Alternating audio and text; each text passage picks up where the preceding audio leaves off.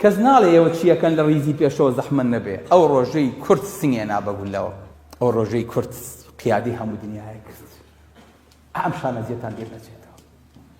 ئێمە کاتی خۆی سەلاحەدینمان هەروە ناسی بوو، ئەمان و سەلاحەدین قودسی ڕزگار کردووە. ئێمەمان زانی هەر بە پیاسە چووە لە مەتارێکی فەڵەستین دابەزیوە و چەند کەسێکی لە خۆی کۆ کردوتەوە قودسی ڕزگار کردوتی کاکە ئەوە قسەکەتان ئیترەوە خۆیستان ناوێت ئەو ماڵەکەتان و ئەگاتان لێ بێ. مازین سەلاحەدین قودسی ئەوە جێڕاوەتەوە. نەخێر 200 دانە ساڵ دوای ئەم پەندەی کە وەرێگرێ وەکو چۆن موسڵمانەکان لە شەڕی ئوحودا خوای گەورە دەرزی دایانە ئەویش ئاوا دەرز وەرەگرێ.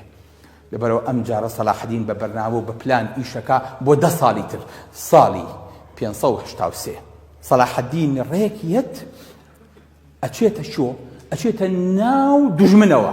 طبعا کە هاتیتە ئەم بەری نەهری ئوردنەوە و هاتیتە ئەم دوو تەبەریەوە ئەمە دیوی خاچ پەرستەکانە.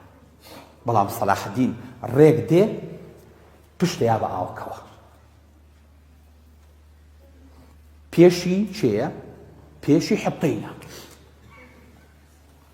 سەلاحەدین ئالێرانەیە مەرکەزە خات بە جێیشەکەی ئەڵێ چی بکەین؟ قیاداتی جیژلی کۆ بێتەوە لە سەلاحەدین. ئەم شەڕێکی زۆر گەورە ڕوایات.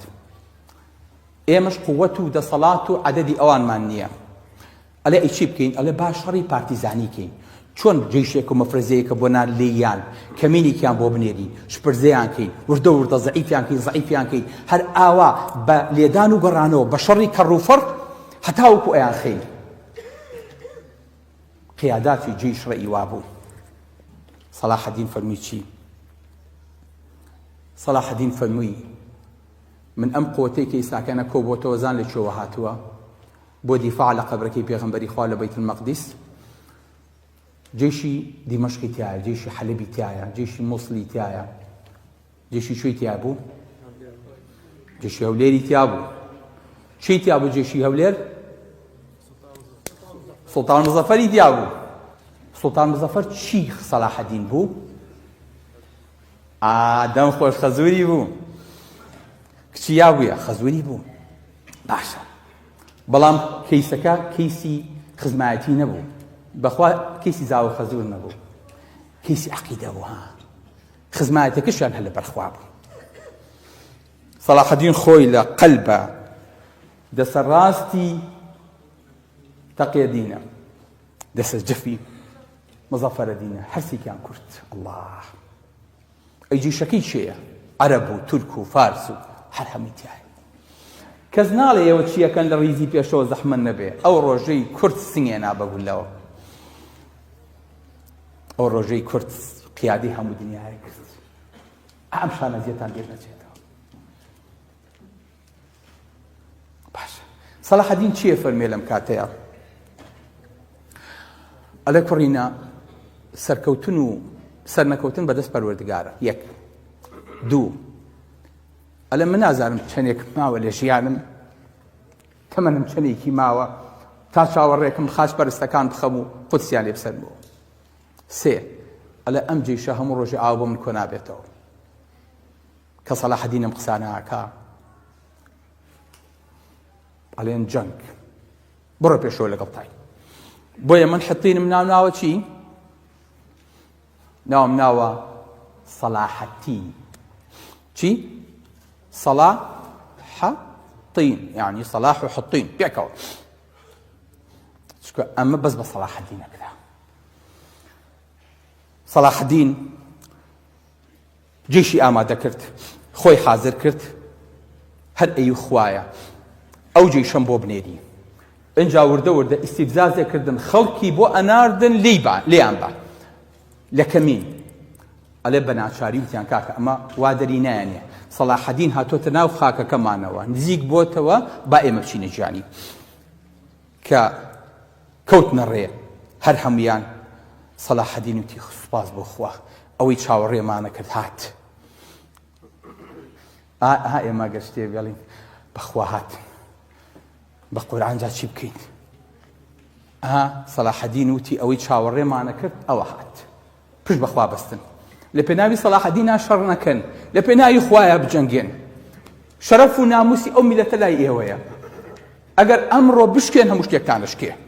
لەبەرەوە سەلاحەدین جێشەکەی ئامادە کرد ڕۆژی جومعە، جێشی کافرەکانی نزیک بووە بەناو گەرما و لە چ ڕۆژێکا بوو، لە چ مانگێکا بوو؟ مانگی تەمووز. سێری سەلاحەدین چەند بە ئاقلانە کاتەکەی هەڵبژاردبوو. تەمووز گەرمای حربەکە بوو، بەڵام ئەم پشتی بە ئاوە بوو، ترسی نەبوو. ئەوانەی کە هاتن ئاویان لێ بڕا، حسابی ئەویان نەکردبوو، هاتن وتیان لە تەبەریە ئاو هەیە، چوزانە سەلاحەدین تەوقی ئاوەکەی کردووە، نایاڵێ تێریش لێی بخواتەوە، تەوقی ئاوەکەی کردبوو. کە لە ڕێگە هاتن ئینجا ڕیمۆند چیە بوو؟ پاشای چێ بوو؟ پاشای تەرابلس بوو، بە جێشەکەیەوە پێشکەوت بوو. ئەرناد لە شوا بوو، لە دوای جێشەکەەوە بوو. پاشای بەیت المەقدیس شوا بوو، لە قەلبی جێشەکە بوو، لە ناوەڕاستا بوو. ڕیمۆند هەر ملێنە پەلەی بوو، ئەو نە جێشەکەی تونی بووی، بەس بگەڵە ئاو، بەس ئاوم دەستکەوێ، ئاو لە تونیان نەخنکەین. پاشا جوابی بەناوتی ئابە ڕیمۆند بڵێ بۆستێ، ئاتۆزێ چاوەڕێماکە، جێشەکە پەرد بوو. جێشی ڕیمۆند کەوتە پێشەوە. جێشی بۆ چکە جێشی ڕیمۆند خواخوای بیانوویەکی بوو، ئەم بەنابەدڵی هاتبوو، وتی بانە چین، با ئەمەنەکەین. جێشەکە دواکەوت. ئەنجا سەلاحەدینیش لەسەر هەموو ڕێگەکان چی بۆ دانابوون؟ کەمین، بەس بە تیر و کەوان. جا باشە تیری ئەوەیان پێ بوو بەشیانکە؟ تەسەورەکەن چەندێک تیری بردبێ، چەندێک زەخیرە و فیشەکی لەگەڵ خۆیان بردبێ. 400 دانە حۆشتر بەس تیری پێبار کردبوون. هەفتانی هێنایانەوە جەنگەکەوە. لەبەرەوە ترسی نەبوو چی سەرفکە، لە هەرچی شوێنێک ئەوەستان کەمین حازر بوو. بەم دیودیوی جادەکەیە وەختێکیان زانی بۆیان دەرەچوون لێیانیان، جێیش پەرتە بوو، هاواری لێ هەڵەسا، مەجموعەیەکیان لێ خستن. ئینجاڵە کە نزیک بوونەوە ئەڵێ ناچار پاشاکە پێشەوەی کاتە حەتین لایە. ئینجاڵێ شەو لەویانەیە ویستیان بمێننەوە، مەجموعەیە متەتەوعی فیدائی خۆبەخش هەستان ئاگریان بەرای دڕکوداڵەکەی ژێریان. ئاگر ئینجا بەر بووە گیانیان، دووکەڵەکەشە چوو بەسەریانە، گەرما، هاوین، چینوێتی، ئاگر. ئینجا بەیانیش ئاگری جە چاوەڕێتانەکە. ڕۆژی جومعە سەلاحەدین دوای خوتبە کە موسڵمانەکان دوعاکەن جەنگی دەست پێ کرد. ئێوارە هات هەمووی چووە سەنگەری خۆی و چاوەڕێیان کرد کە بەیانی بێتەوە. ئەو نەشکست بوون، ئەو نەشبرز بوون، ئەو نەشەکەت بوون، نەیانتوانی بجوڵێن. بەیانی کە خاچپەرستەکان بۆ نوێژی بەیانی خەبەر ئێشکو بۆ نوێژی بەیانی هەڵناسن کە بەیانی خۆر خەبەریکردنەوە کە سەیدیان کرد جێشی سەلاحەدین تەوقی کردوون، قوربانی کوڕم. کەسێرەکان تەوق کراون. تمەز ئەمە سەلاحەدین هەر پێش نوێژی بەیانی هەر بەم کاتانی جەنابتان کە ئیساکەنە موسڵمان فێرە هەستێ بۆ شەو نوێژ، سەلاحەدین شەوان بەسەر خیمەکان ئاگەڕا. ئەی هەستن شەو نوێژ بکەن، هەستن دوعا بکەن، هەستن پاڕێنەوە. قازڵ فازڵ لەگەڵ یان نەهاتبوو، نەخۆش بوو، لەکوێ بوو؟ لە دیمەشق بوو. ئەڵێ ئەهلی دیمەشق هەر هەمووی لەسەر سوزدە بوو، لە پۆڕ ڕوو کەوت بوو، دوعایەکە دەپاڕایەوە ئەو جێشە سەرکەوێت. بەو شێوەیە ئەم جێشە تەوق کرا. کە تەوق کرا وەختێکیان زانی عینەن چۆن سەعات ئاواکەیتە دەستە، کە سێرەکەن ئاوا تەوق کراون جێشی سەلاحەدین تەوقی کردوون.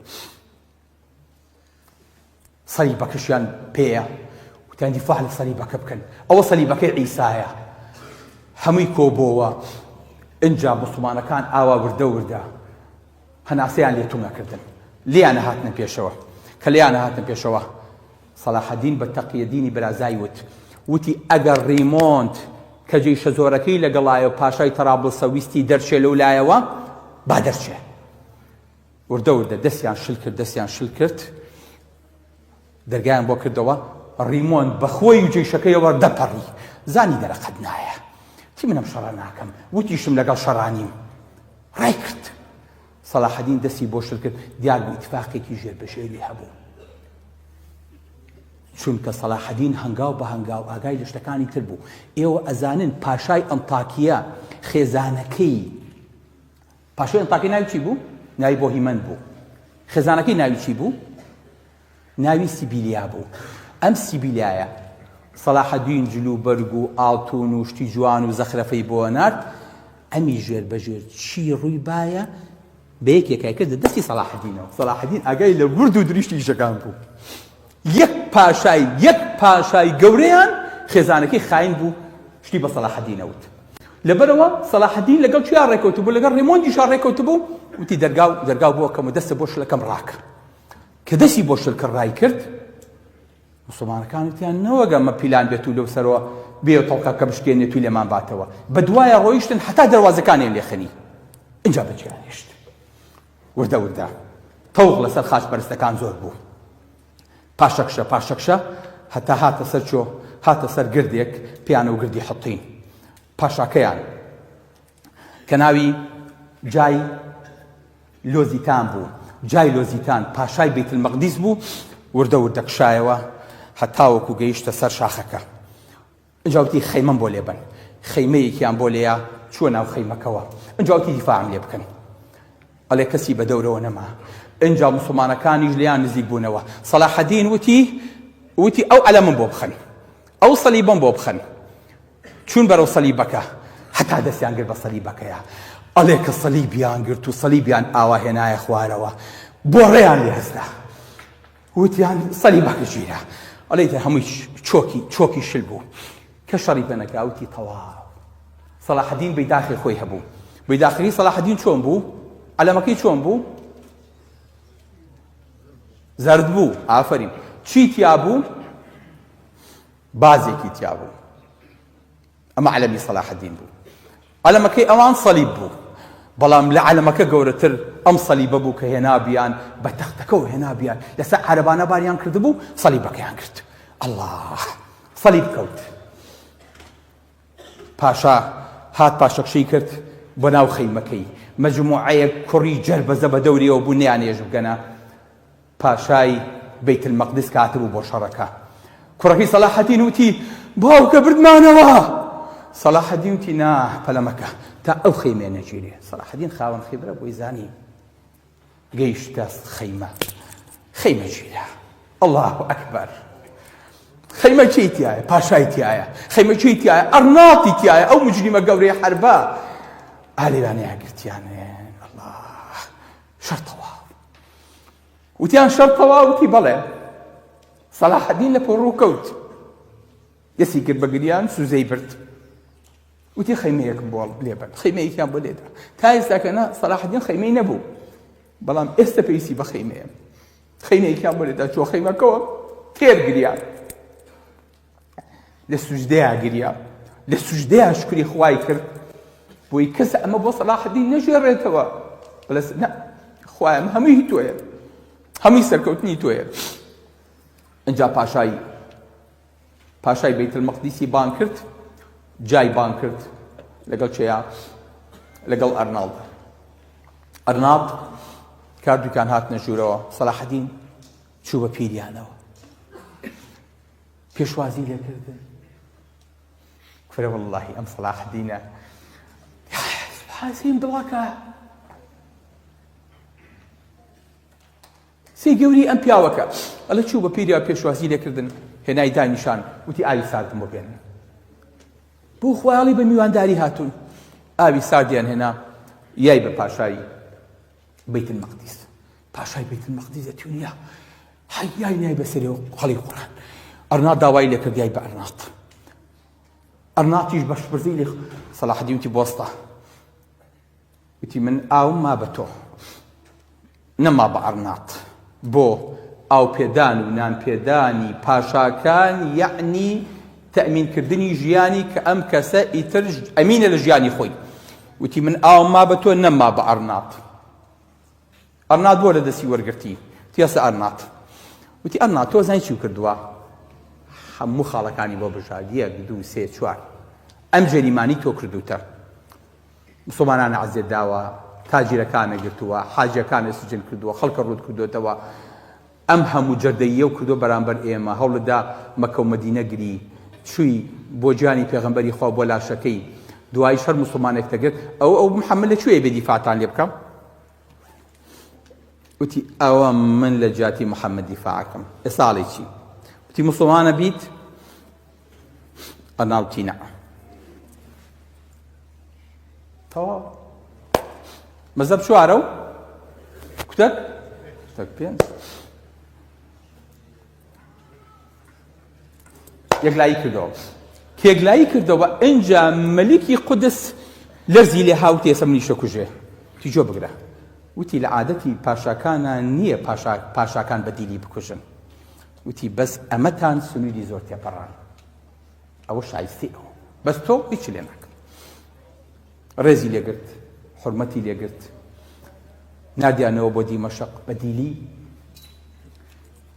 سبحان الله خۆشەویستەکانم ئەم جەنگەیەک لاکەرەوە بوو لە دوای ئەم سەلاحەتینە ئینجا ئیتر خاشپەرستەکان خۆیان پێ نەگیرایەوە جارێکی تر ئەو هەزیمەی دەرونی کە بەسەریان هات هەر ئەوە بوو ئیتر وردە وردە سەلاحەدین ناوبانگ و جێشەکەی ئیترەها ورەیەکی تێهاو ئەو دنیای و بخستایەتە بەری ئەی ماڵی